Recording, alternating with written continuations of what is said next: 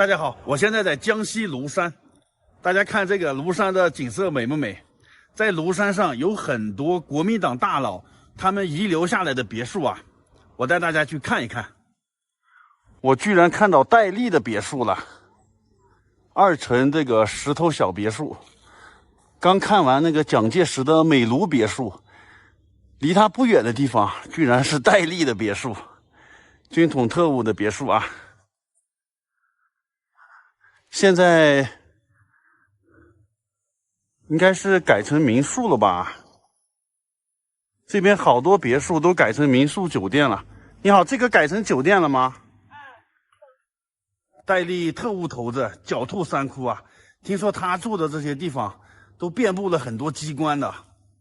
他最后是坐飞机摔死了，就是飞机失事掉下来这样死的。不过他这个别墅现在改成民宿了，应该没有什么机关了。但是这里环境特别好，很安静。庐山上很多这些国民党大佬的别墅，现在都改成民宿或酒店了。因为如果长期荒废的话，这些房子很快就坍塌了，必须住的人，他才会一直维护下去啊。离戴笠别墅不远啊，我又看到湖中南别墅了。哇塞，也是2层小楼。这些国民党的大佬要员们在这庐山上盖了好多别墅啊。你好，这个改成酒店了吗？啊，挺漂亮的哈。这个是别墅里的院子，也是很安静的地方。在湖中南别墅的对面，这里也是一个别墅，但是这个没有牌子，也不知道是谁住过的。这个别墅荒废了已经。啊，这个路上也有车过来。你看，左边这个是湖中南别墅啊，右边这个已经被荒废了。这就是没有人住在里面，它慢慢就荒废了嘛。为什么现在有名的这些别墅要改成民宿、改成酒店？其实也是为了保护，没有人住的话，你看看，破败不堪了，没几年就荒废成这样了。你再看有人居住改成酒店的，它就保护的比较好。但是它虽然改成酒店和民宿了，因为这些别墅都是文物，所以这些外观是不能动的，还要保持原样。你只能改一改里面，把里面那些多加个房间之类的，这种的可以。这里是个十字路口，我在这个路口又发现一个别墅，这个居然是汪精卫的别墅，大汉奸汪精卫啊。他这里是没有牌子呢，我是看地图上标的，这个是汪精卫别墅。这有没有人住啊？现在这里是上去的这个台阶，从台阶这个痕迹来看，没有人打扫，应该是荒废了吧？毕竟也没有人想住这个汉奸的房啊。我上去看一看，我感觉也是荒废了。哇，这里只有我一个人啊！他这个别墅的位置在一个小山包上呢。哦，确实是没有人住。你看这院子里面杂草丛生，没有任何的牌子。这边是大门，往那边转一转啊。汪精卫死了以后是埋在南京的中山陵那里了。后来呢，被蒋介石派人把他的尸体呀什么都挖出来了，扔到野地上去了，因为他是汉奸嘛。确实没人住，荒废了。下去吧。汉奸的别墅也没啥好看的。之前我在南京中山陵那里拍过他的陵墓，还拍过他那个坟地。他的别墅就掩映在这个树林间，这门口还有一个小池塘呢，可见当年这里也是挺豪华的地方。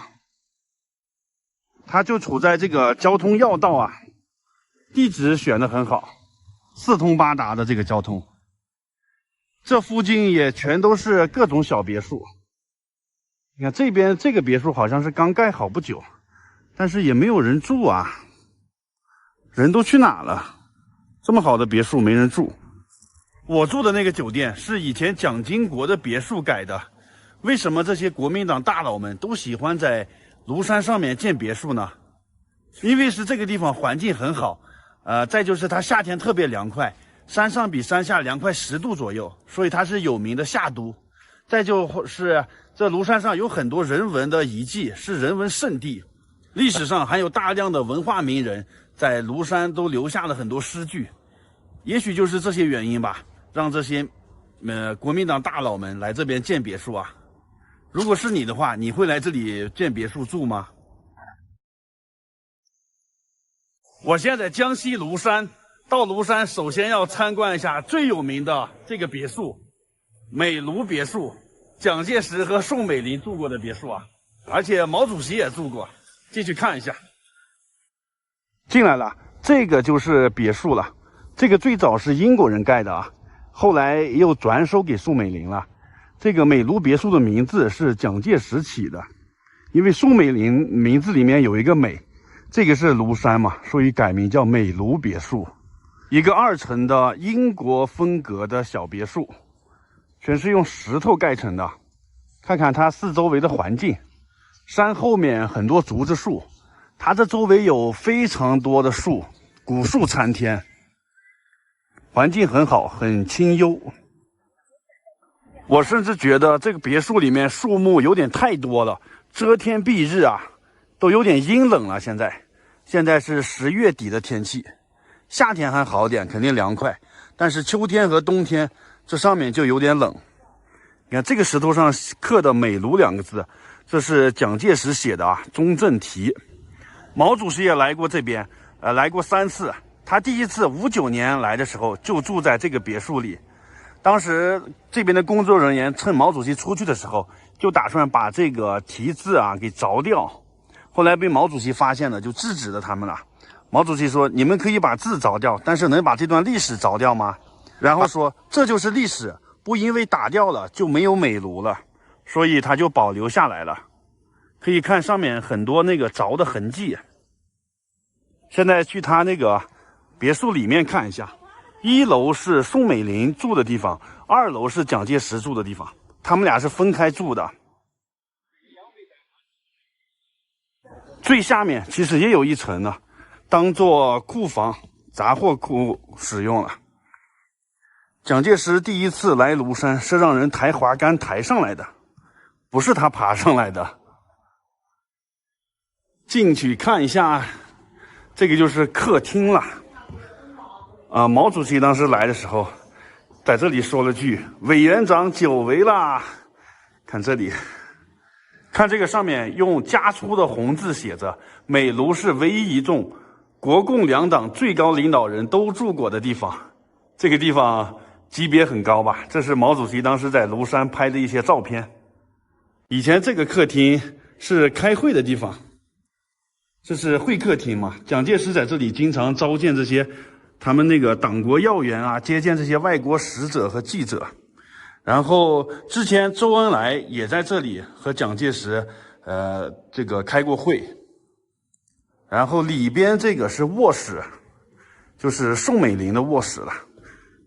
现在看到的所有的摆设陈列还有这些家具都是原物，很难得啊。沙发、梳妆镜、床、窗帘那边的衣柜都是原物，而且是按原来的这个位置摆放的。宋美龄最喜欢弹钢琴，这也有钢琴，还有一个躺着的沙发。房间里一共是4面窗户，床在正中间。他这是在1楼，其实这个房间住的时候还是有一点阴冷潮湿的。现在我站在这里面，反正有一点这个感觉。当时肯定有这些取暖设施呢，有暖气之类的，不然的话住起来很不舒服。墙上挂了2幅画，这一边是他们在庐山拍的照片，这一边是他俩的结婚照。卧室旁边就是卫生间，看看卫生间是啥样。一个大浴缸、洗手池，这边是蹲坑还有马桶。蹲坑也是抽水的。宋美龄喜欢泡澡，每天晚上睡觉之前，她要泡个澡。我之前参观过蒋介石和宋美龄他们很多的别墅，每一个别墅里面都有浴缸，说明这个宋美龄真是特别喜欢泡澡啊。这边又是一间房，放着宋美龄使用过的钢琴。宋美龄是琴棋书画她都会的。这边是挂的宋美龄画的画。然后这里有一个冰箱啊，这个冰箱呢是用煤油制冷的。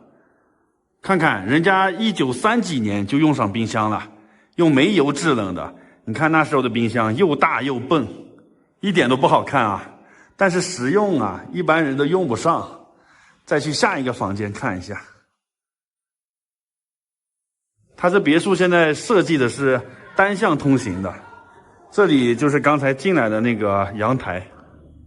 继续往前面走，这边是一个走廊，这边还有2、3个房间，现在都是一些展览。从这个窗户口咱们看一下外面的风景，树木茂盛。然后2楼现在不开放啊，2楼是蒋介石的那个房间，游客还是挺多的。房间里都是一些展览，就是蒋介石在这个庐山的一些事迹展览，还有国共合作的一些事情。这边有宋美龄的照片啊，彩色照片。你看当时蒋介石和宋美龄他俩在庐山上，像个小老头一样，戴着这种帽子，坐在这里看着远方，拄着拐棍儿，像不像个小老头啊？这个房间展示的是毛主席在庐山写的诗，还有他在这边用过的物品，比如说这边的茶杯、茶缸，还有用过的毛笔、砚台，毛主席喜欢听的唱片和录音带。这边是毛主席手写的诗词，下面是琵琶行。大家看一下毛主席的字怎么样？这是真迹吗？写得很密密麻麻的。琵琶行本来就是很长的一首诗。参观完了，我以为这个别墅很大呢，其实没有，5分钟就转完了。毛主席一共来了3次，59年、61年、70年，在这边开了重要的庐山会议。参观完要出去了，这个是蒋介石的侍卫室，相当于保安室吧。哦，现在是改成这个书画室了。可以现场作画，从前面就出去了。看现在秋天的叶子都黄了，黄色的叶子，红色的房顶，绿色的草地，蓝色的窗户，特别漂亮。在别墅门口有一个参天大树金钱松，你看它在上面的时候是分叉的，它在下面的时候是连到一起的，很神奇啊，也叫做情侣松。下面是连体的。好了，这个视频就拍到这里了，拜拜。我现在在庐山的山顶，这是山顶上的孤岭镇。庐山上好多别墅呢，但是大部分别墅都被改成酒店和民宿了。我今天住在身后这个别墅里面，以前它是蒋经国的别墅。这个别墅的地理位置非常好，就在街心公园这里呢，而且旁边就是肯德基，吃饭呀、逛街呀，很方便。我带大家去看一下这个别墅啊。哇塞，这是民国风的别墅吧？蒋经国住过的别墅啊，还是这个石头墙这个感觉。很喜欢这个窗户啊，这上面加了一个，这是阳光房这种感觉，遮风挡雨。这边是上楼的，这边有个2楼的阳台，上去看一下。这两边全都是改成房间了。外面是公共的这个地方，啊，这有个开门的，看一下啊，这个是2个床的房间，这种感觉挺好啊。下雨天的时候坐在这里喝喝茶，去他那个阳台上看一下。蒋经国别墅这个位置很好，就在肯德基的对面呢。哇，这里是个生活小阳台，太棒了！看着外面的梧桐树啊，繁华热闹的街道，看看金秋10月的庐山，景色很美。山上的别墅，别具一格，在这里赏风景、喝茶，棒棒的啊！一共是4层，我住在3层这个房间，进去看一看。蒋经国旧居始建于1920年，到现在哇100年了，今天是2021年，101年了。最具特色的别墅啊，百年别墅。这是3楼了，外面有一个小的阳台，对面也是其他家的别墅。这边的别墅都是石头做的啊，可以洗的衣服挂在这里。这房顶都是铁皮房啊，站在这里看日落不错啊，看看风景。天是这么的高，去我房间看一下。那是大的玻璃窗，小阳台，它这个改的不错啊，里头两边都是房间。我住这个啊，看看房间里边，左边是卫生间，这边一张大床，木地板，还有空调，必须开空调。这边晚上，这山里面很冷的，还挺温馨的吧？这是木头床吗？这个窗户很好啊，窗外就是风景。哇塞，现在日落了，那阳光洒在这树上，太漂亮了啊！这是梧桐树吧？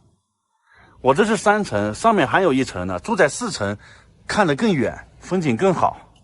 3层、4层价格是一样的。这间房133，现在是淡季，怎么样？还可以吧？你要是旺季的话，肯定就贵了。看看卫生间啊，这边是浴巾、吹风机、晾衣架，衣服洗了可以挂在外面啊。这个洗手池、洗澡间、马桶，跟宾馆一样，该有的都有，很不错，很干净啊。这个房间怎么样？以前蒋经国的别墅，它主要是位置比较好，就在肯德基的对面。坐车的话有观光车的站点，正好在这里。但是这个酒店因为它就在闹市区，如果你开车来的话，可能没有停车的地方，这是一个问题。再去看看别的酒店。我住的地方到了，锦江之星就在马路边呢。这个地方离车站有10分钟的路程吧，走路，不是在那个繁华热闹的街心公园那里。位置在这个天主教堂这里呢，稍微偏僻一点，但是晚上很安静。看看这个房间是什么样的啊？电梯门口还放着2个按摩椅，爬山爬累了可以按摩一下。看一下房间里面，一个人住，大床房，很干净吧？木地板，这边是卫生间，洗澡间。它那个毛巾都是用那个包起来的，很干净，都从山下拉上来的。一个人住足够了啊！我感觉这个酒店是新装修的吧，什么都是新的，桌子、椅子、电视、沙发，一个大床，晚上睡得非常爽。这个装修风格很好啊，都是锦江之星这个统一装修风格。这个房间还挺大的，窗外呢就是一大片的森林。很棒啊，这个房间才150，大家觉得怎么样？我觉得这个房间就算在山下，放在九江市区的话，也得150，对吧？所以在山上并不贵，这个价格，你们觉得呢？这庐山的山顶上，晚上真的有点冷，我还要开空调睡觉呢，搞这个热风出来。不过这边睡的是很安静，晚上一点声音都没有，睡得很香。我在这边住了2天。特别的安静，还有个超大的停车场，卫生环境都特别好。第3天我换到蒋经国那个别墅了。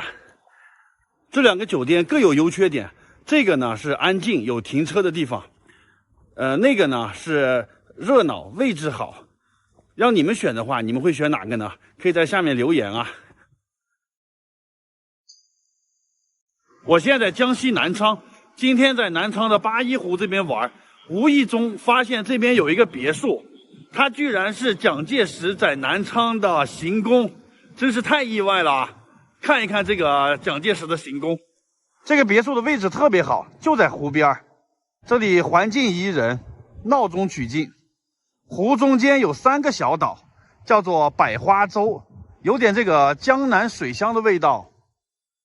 看看这个别墅啊，它是刚才我查了资料了，1930年建成的，本来是江西省的图书馆，但是后来被蒋介石看中了，他就改成他的别墅了。在1930年的11月入住这里，一直住到1935年的2月搬走，一共住了4年多，不到5年。抗战时候，日本人占领南昌，这个地方已经被炸毁了，这肯定是后建的，现在是按那个原貌复建的。可以看一下当年的风采啊，前面还有一大片院子，院子里种了很多的树，据说有一棵树是宋美龄亲手种的，但是现在也分不清到底是哪棵树了。那边是正门啊，我从那里绕过去，大家去正门看一下。这个就是别墅的正面了。现在是江西画院啊，没有开放，维修好了吧已经，但是前面有这个杆啊，也没有人卖票什么的。里头停了几个汽车，但是没有开放。可以看到是一个欧式的别墅，罗马柱，这种斜的屋顶，也有那个民国风啊，挺漂亮的。可以想象以前它的这个前面啊都是车水马龙，党政要员出入的地方啊。现在已经是没什么人了，而且它现在被这些院子包围了，在一个很不起眼的院子里，四周围全都是院子啊。去那边看一下，那边就是紧邻的河边了。这里是居民小区啦，改成这上面还有铁丝网，现在有电网。从这里就到河边了。哇塞，这个风景太棒了啊！看那树上结满了果子，那是什么树啊？果子那么大。现在在这湖边修了一条这个栈道，在风景这么美的地方，在栈道上走一走，吹吹凉风，太惬意了。这个就是我昨天拍过的八一湖。老蒋挺会选位置的，把他的别墅选在这么风景优美的地方。而且它这个别墅啊，是湖中间的一个小岛，3面临水，只有1面连通陆地，出于安全考虑吧，挺会选位置。从这侧面看一下，这行宫的规模还挺大的啊，很多房间，后面是5层，前面是3层，能住很多人。它的全名是国民政府革命委员会委员长行营。委员长就是蒋介石嘛，就相当于是蒋介石行营，不光是可以住宿，也是他办公的地方，所以还有好多办公人员呢。由于他们在这边办公的时间长达5年，所以当时的南昌，又有这个国民政府第2首都的这个称号。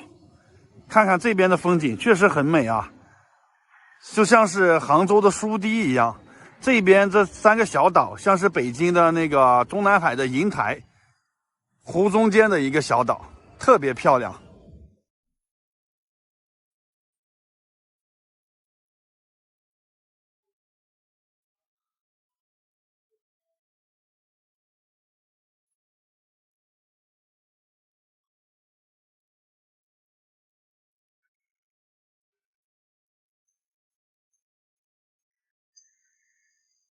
我现在在南昌的海昏侯遗址，今天要去参观一下海昏侯墓。这边门票加车票一共是100块钱整，从南昌市区有来这里的公交车，车票是10块钱单程。先介绍一下海昏侯是何许人也，为什么他这么有名？他本名叫刘贺，他是汉武帝的孙子。汉武帝去世了以后啊，把皇位传给了他最小的儿子刘弗陵，但是刘弗陵当时才8岁，所以就让这个霍光去辅佐他。霍光是霍去病的同父异母的弟弟。让他去辅佐8岁的刘弗陵。但是这个皇帝是短命皇帝啊，他21岁的时候就去世了，死的时候呢没有儿子。这时候面临一个问题，谁来继承皇位？那么当时朝廷的大权在霍光的手里，霍光为了好控制以后的皇帝啊，他就选了这个无权无势的刘贺来继承皇位。刘贺当时本来在山东那边当昌邑王呢，突然之间天上掉馅饼，就砸中他了，让他去当皇帝。霍光之所以能选他当皇帝，就是觉得他没权没势，当上皇帝以后好控制他。其实是个傀儡皇帝，但是这个人啊没有自知之明，当了皇帝以后就想大权独揽，想调动这些军队啊，那霍光肯定不让他了，才当了27天就被废了。被废了以后，开始是贬回山东那边，还是继续当昌邑王，接着后来呢又被贬到江西这边来当这个海昏侯了。他从帝王变成王，变成侯，这个级别一降再降，最后变成平民了。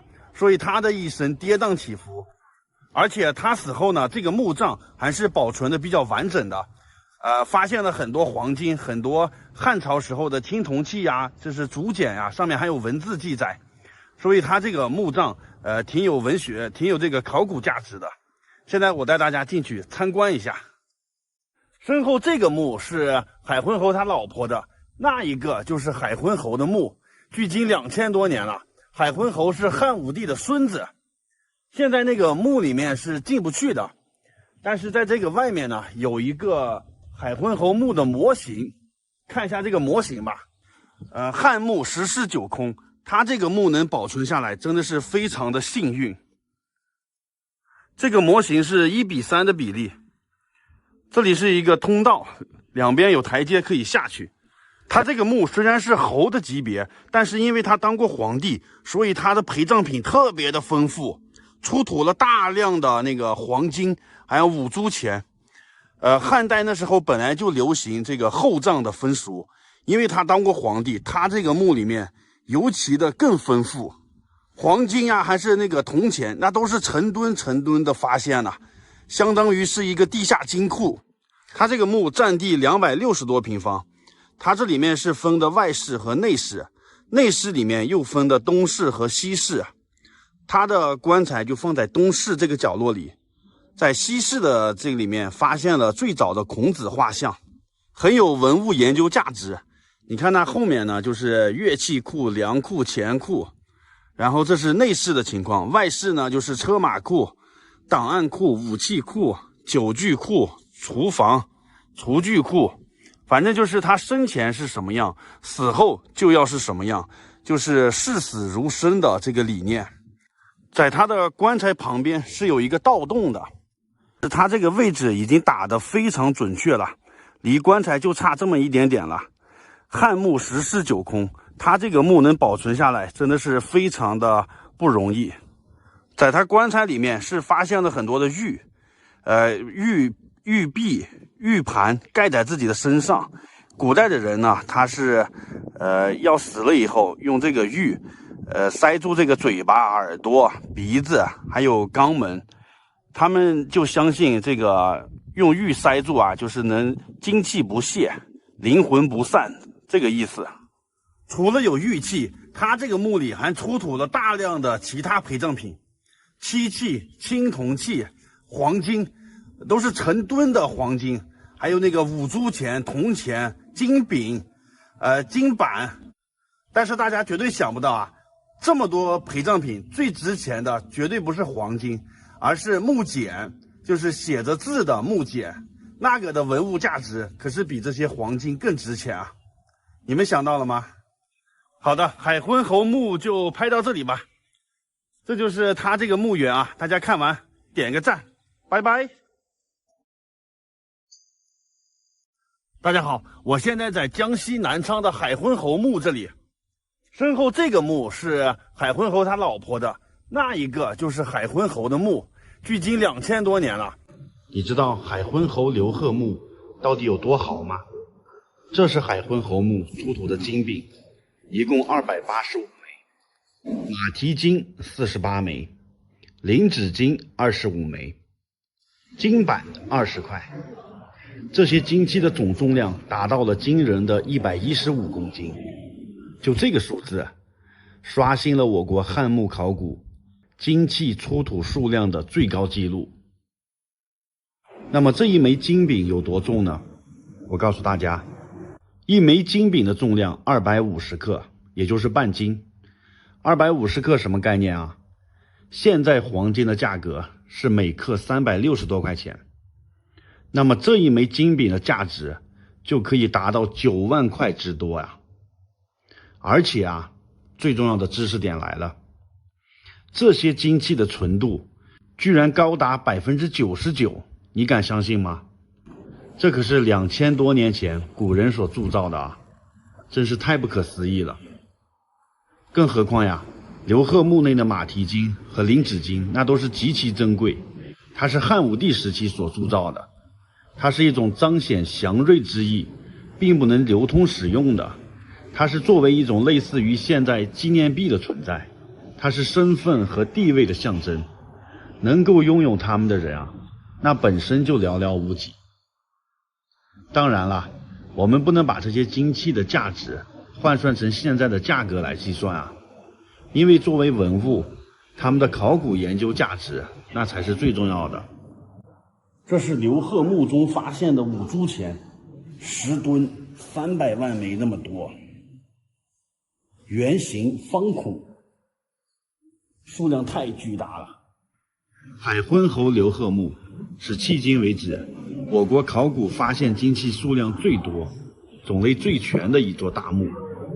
除此之外，海昏侯墓还出土了200多万枚五铢钱，相当于10多吨重啊，而且都是没有使用过的新钱。尽管汉代厚葬，视死如视生啊，但是这样的土豪陪葬法，在整个汉代的贵族墓当中，那也是极其罕见的。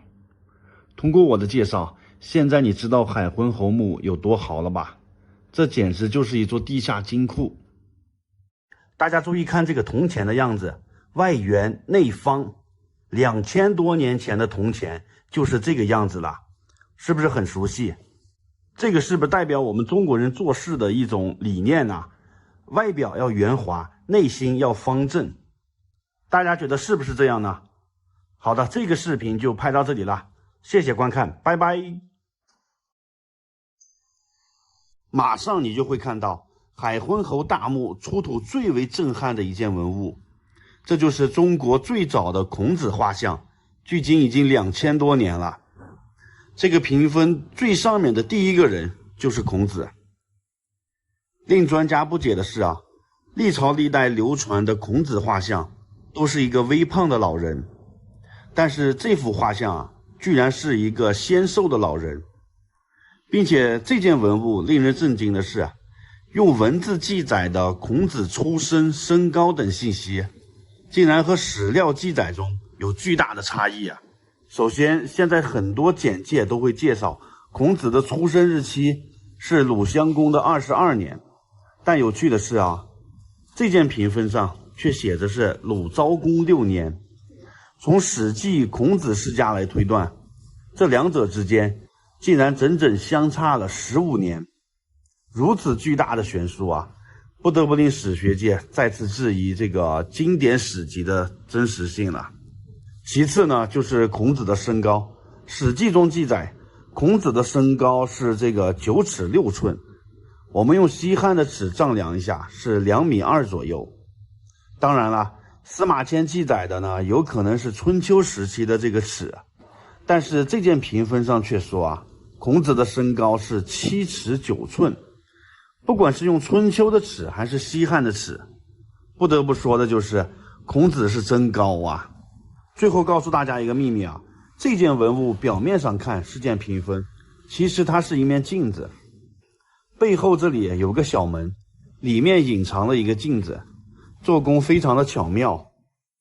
从这件有孔子画像的屏风，我们就可以看到汉代对这个儒家思想的尊崇，从刘贺的爷爷汉武帝开始，就开始罢黜百家，独尊儒术了。从此以后2000多年的时间里，儒家思想就深入我们每个中国人的骨髓呀。好的，这个视频就拍到这里了，谢谢观看，拜拜。